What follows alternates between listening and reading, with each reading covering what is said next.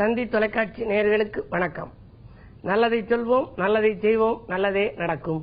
ஒரு வாழ்க்கையில் நல்லது நடக்க வேண்டும் என்று சொன்னால் நல்லதை சொல்ல வேண்டும், நல்லதை செய்ய வேண்டும். அந்த அடிப்படையில் இன்றைக்கு 6/3/2016 ஞாயிற்றுக்கிழமை திருவோணம் நட்சத்திரம் இரவு 1:34 வரை, பிறகு அவிட்டம் நட்சத்திரம். இன்றைக்கு நான் உங்களுக்கு சொல்ல இருக்கிற நல்ல கருத்து, இன்றைக்கு பிரதோஷம். நந்தியை வழிபட்டு நலம் காண வேண்டிய நாள். பிரதோஷம் என்று சொன்னாலே அதிலே தோஷம் என்ற சொல் இருப்பதை பார்த்திருப்பீர்கள்.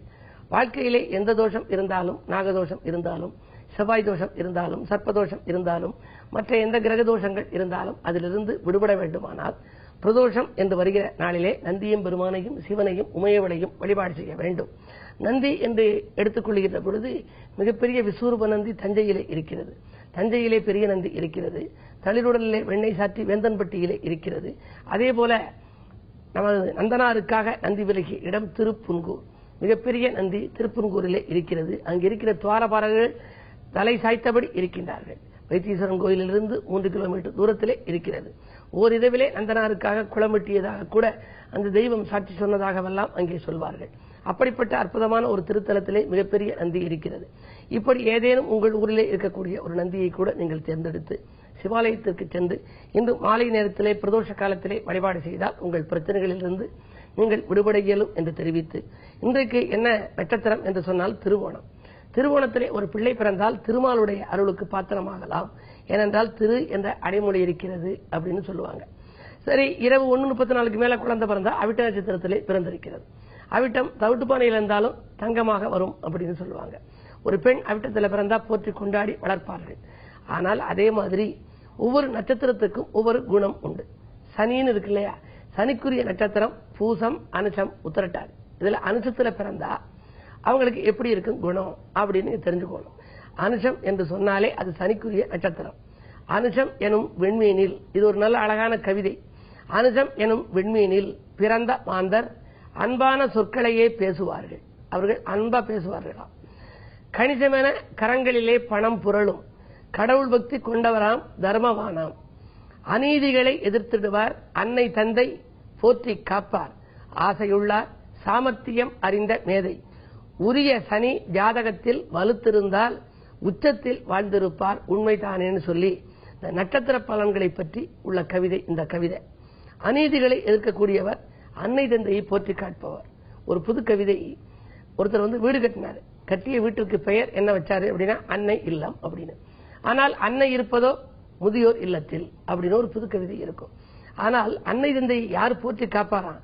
அனுஷத்திலே பிறந்தவர்கள் போற்றி பாதுகாத்து அவர்களுக்கு வேண்டிய உதவிகளை செய்வார்களாம். அனுஷத்திலே பிறந்தவர்கள் அன்பான சொற்களை பேசுவார்களாம், தர்மவானாக இருப்பார்களாம். அதே நேரத்தில் அநீதியை கண்டுவிட்டால் எதிர்த்து வாதாடி இப்படியெல்லாம் இருக்கக்கூடாது என்று சொல்வார்களாம். அவர்களுடைய ஜாதகத்திலே சனி உச்சம் பெற்றிருந்தால் அப்படின்னு ஒரு வார்த்தை, உரிய சனி ஜாதகத்தில் வலுத்திருந்தால் உச்சத்தில் வாழ்ந்திருப்பார், உண்மைதானேன்னு. அதுக்குரிய அனுசத்துக்குரிய கிரகம் சனி. சனி எதனால துளாராசியில உச்சம்னு சொன்னாங்க அப்படின்னா, துலாம் என்பது திராசு. திராசு சமமாக நிற்கும். நீதிமானாக விளங்கக்கூடியவன் சனி பகவான். ஆகையினாலேதான் சனிக்கு அந்த இடத்தை உச்ச வீடாக முன்னோர்கள் அர்ப்பணித்தார்கள். ஜோதிட சாஸ்திரம் அப்படி சொல்கிறது.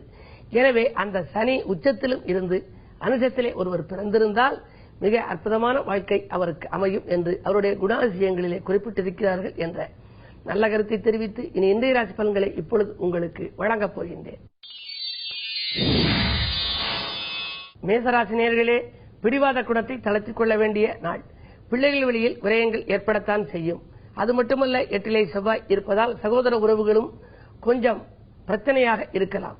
வெளிவட்டார பழக்கத்திலும் கொஞ்சம் உங்களுக்கு விழிப்புணர்ச்சி தேவை.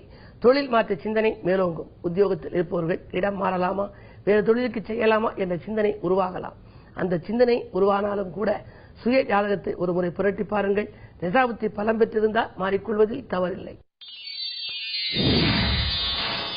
ரிஷபராசி நேயர்களே, பெற்றோர்களால் பெருமை சேரும் நாள். இன்றைக்கு பிரச்சனைகளில் இருந்து விடுபடுவீர்கள். பூர்வீக சொத்து தகராறுகள் அகலும். உடன் இருப்பவர்களும் உடன்பிறப்புகளும் உங்கள் குணமறிந்து நடந்து கொள்வார்கள். வாங்கல் கொடுக்கல் ஒழுங்காகும். சுப செலவுகள் அதிகரிக்கும். ஆன்மீக நாட்டம் அதிகமான நேரம் இந்த நேரம். இன்றைக்கு ஏதேனும் குடும்பத்துடன் ஆன்மீக பயணம் ஒன்றை மேற்கொள்ள நேரிடும். மிதுனராசி நேயர்களே, உங்களுக்கு சந்திராஷ்டமம். அமைதி கிடைக்க ஆலயத்தை நோக்கி அடியெடுத்து வைக்க வேண்டிய நாள். அதிக விரயம் ஏற்படுகிறது என்று கவலைப்படுவீர்கள். குடும்ப சுமையும் கூடுதலாக இருக்கும். வாங்கல் கொடுக்கல்களில் சிலர் ஏமாற்றங்களை சந்திக்க நேரிடலாம். பங்குதாரர்களில் புதியவர்களை சேர்த்துக் கொள்வது பற்றிய சிந்தனையை ஒரு சில நாட்கள் ஒத்திவைப்பதுதான் நல்லது. கடகராசி நேயர்களே, உங்களுக்கெல்லாம் வாய்ப்புகள் வாயில் கதவை தட்டும் நாள். வளர்ச்சி பாதையை நோக்கி அடியெடுத்து வைப்பீர்கள். மாமன் மைத்துன வழியில் ஏற்பட்ட மனக்கசப்புகள் மாறும். சேமிப்புகள் உயரும். செல்வாக்கு மேலோங்கும் நாள் இந்த நாள். சிம்மராசி நேயர்களே, உங்களுக்கெல்லாம் ஆபத்துகள் அகல கோபத்தை குறைத்துக் கொள்ள வேண்டிய நாள். அனுசரித்து சென்றால்தான் ஆதாயம் கிடைக்கும். ஜென்மத்திலே குரு இருந்தாலும் கூட சப்தமஸ்தானத்தில் சூரியன் கேதுவோடு இருக்கின்றார். எனவே சூரிய பலம் கூடுதலாக இருப்பதால் கோபத்தை குறைத்துக் கொள்வது நல்லது. வியாபார விரோதங்கள் அதிகரிக்கலாம். மருத்துவ செலவுகளும் கூடுதலாகவே இருக்கும். விரயங்கள் கூடுகிறது, குடும்ப சுமை கூடுகிறது என்றெல்லாம் கவலைப்படுவீர்கள். விட்டுக் கொடுத்து செல்வதன் மூலம் உங்கள் விருப்பங்கள் நிறைவேறும் நாள் இந்த நாள். கன்னிராசி நேயர்களே, கல்யாண பேச்சுவார்த்தைகள் கைகூடும் நாள். கடமையிலேயே கண்ணும் கருத்துமாக இருப்பீர்கள். 4-7க்கு அதிபதியான வியாழன் 12இல் மறைந்திருப்பது ஒரு வழிக்கு நன்மைதான்.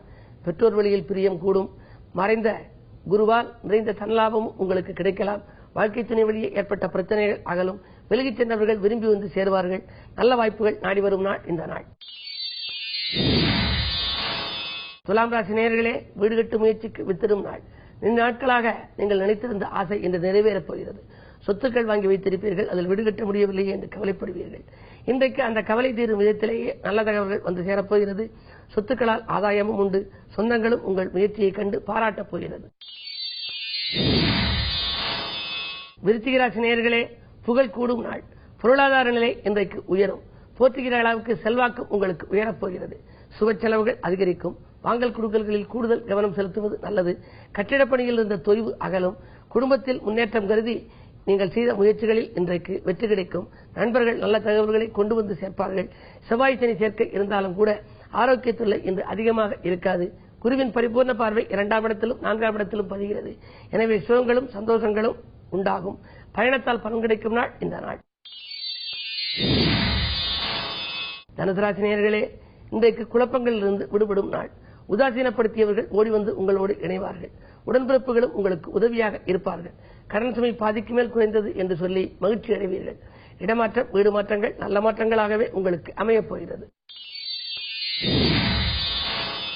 மகர ராசி நேயர்களே, சுக்கிரபலம் கூடுதலாக இருக்கும். இன்றைக்கு இல்லத்தில் உள்ளவர்களை அனுசரித்து செல்ல வேண்டிய நாள். எதிலும் தாமதம் ஏற்படுகிறது என்று கவலைப்படுவீர்கள். சப்தமாதிபதி சந்திரன் உங்கள் ராசியில் சஞ்சரிப்பதால் விலகிச் சென்ற வாழ்க்கை துணை வழியே ஒரு நல்ல தகவல் வந்து சேரலாம். 8லே குரு இருக்கிறார். 8இல் குரு இருப்பதால் உடல் ஆரோக்கிய தொல்லைகள் ஓரளவு உண்டு. நரம்பு எலும்பு சம்பந்தப்பட்ட பாதிப்புகள் ஏற்பட்டு அகலும். மருத்துவ செலவுகள் ஓரளவு உண்டு. என்ன இருந்தாலும் 2லே கேது இருப்பதால் கொடுத்த வாக்கை காப்பாற்ற இயலாது. வாக்கு கொடுக்கும் முன் ஒரு கணம் சிந்திப்பதுதான் நல்லது.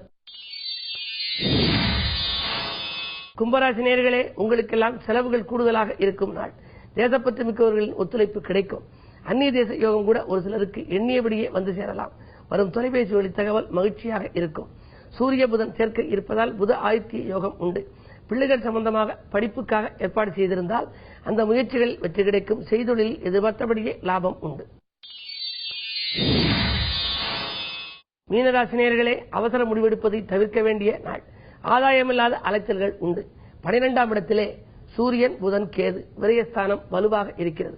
எனவே வரவை காட்டிலும் செலவு கூடலாம். உற்றார் உறவினராலும் செலவு ஏற்படலாம். உடன் இருப்பவர்களாலும் செலவுகள் ஏற்படலாம். என்ன இருந்தாலும் செலவுகள் கூடுதலாக இருக்கும். இன்றைக்கு வீண் விரயங்களிலிருந்து விடுபட வேண்டுமானால் சுப விரயங்களை மேற்கொள்ள வேண்டும். குறிப்பாக வீட்டிற்கு தேவையான விலையுந்த பொருட்களை நீங்கள் வாங்கி மகிழலாம். அதே நேரத்தில் 6ஆம் இடத்திலே குரு உத்தியோகம் சம்பந்தமாக எடுத்த முடிவுகளில் 1-2 வெற்றி பெறும். ஒரு சிலர் உத்தியோகத்துக்கு முயற்சி செய்து இன்னும் கிடைக்கவில்லையே என்ற இயக்கத்தில் இருப்பார்கள். அவர்களுக்கு ஒரு நல்ல தகவல் தொலைபேசி வாயிலாக வந்து சேரலாம்.